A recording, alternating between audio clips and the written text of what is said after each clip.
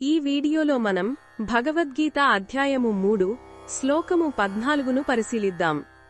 ఈ శ్లోకంలో శ్రీకృష్ణుడు మన జీవితానికి ఈ సృష్టికి మధ్య ఉన్న అద్భుతమైన సంబంధాన్ని వివరిస్తున్నాడు. మనమందరం ఎలా ఒకరిపై ఒకరం ఆధారపడి ఉన్నామో తెలియజేస్తున్నాడు.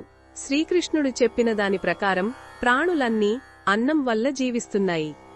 అన్నం లేకపోతే మనకు శక్తి ఉండదు, జీవనం సాగదు. మరి ఈ అన్నం ఎక్కడి నుండి వస్తుంది? అది వర్షం వల్ల పండుతుంది. వర్షాలు కురిస్తేనే కదా పంటలు పండేది, మనకు ఆహారం దొరికేది.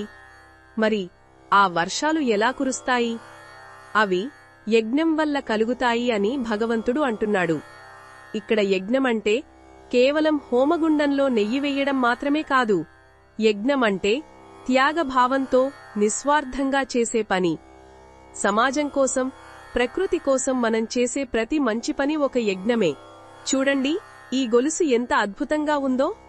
మన కర్మలు యజ్ఞానికి దారితీస్తాయి. ఆ యజ్ఞం వర్షాన్ని ఇస్తుంది. ఆ వర్షం అన్నాన్ని ఇస్తుంది. ఆ అన్నం సమస్త ప్రాణులను పోషిస్తుంది. అంటే ఈ సృష్టి చక్రానికి మూలం మన కర్మే, మనం చేసే పనులే. మనం మన విధులను సక్రమంగా, నిస్వార్థంగా నిర్వర్తించినప్పుడు ఈ విశ్వచక్రం సజావుగా నడుస్తుంది. ప్రకృతి మనకు సహకరిస్తుంది. ఒక రైతు పొలంలో కష్టపడి పనిచేయడం ఒక యజ్ఞం. ఒక ఉపాధ్యాయుడు శ్రద్ధగా పాఠాలు చెప్పడం ఒక యజ్ఞం. ఒక తల్లి తన బిడ్డను ప్రేమగా చూసుకోవడం కూడా ఒక యజ్ఞమే. ఈ పనులన్నీ సృష్టిని నిలబిట్టేవే. మన జీవితం కేవలం మన కోసం మాత్రమే కాదు, మనం ఈ విశ్వచక్రంలో ఒక భాగం. మన పనుల ద్వారా ఈ సమాజానికి, ప్రకృతికి సేవ చేసినప్పుడు మనం ఆ భగవంతుడి సేవ చేసినట్లే.